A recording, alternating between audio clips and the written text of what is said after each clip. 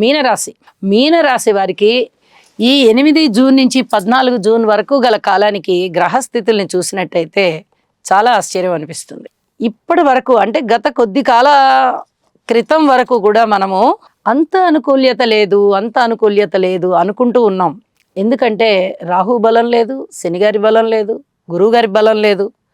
ఇప్పుడు ప్రస్తుతం కేతు బలం మాత్రమే ఉంది. మొన్నటి వరకు కేతు బలం కూడా లేదు. కానీ ఇప్పుడు చూడండి, శుక్రాచార్యుల వారు బాగున్నారు, రవి గారు బాగున్నారు, బుధుడు బాగున్నారు, కుజకేతువులు బాగున్నారు షష్ఠ స్థానంలో.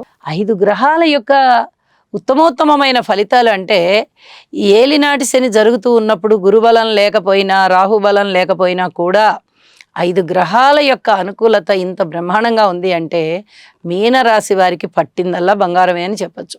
అదృష్టవంతమైన కాలం కలిసి వచ్చి నడుస్తోంది. ఎన్నాళ్ళు పడిన గోడలు పడినట్లుగా ఉండవనే ఒక సామెత చెప్తూ ఉంటారు పెద్దవాళ్ళు. ఇక్కడ ఆ సామెత నిజమవుతోంది. ఎన్నాళ్ళని ఆ పడ్డ గోడలు పడినట్టుగానే ఉంటుంది. ఒకనాటికి ఆ గోడ తీసేసి మళ్ళీ గోడ కడతారు, ఖచ్చితంగా పైకి లేస్తాయి గోడలు.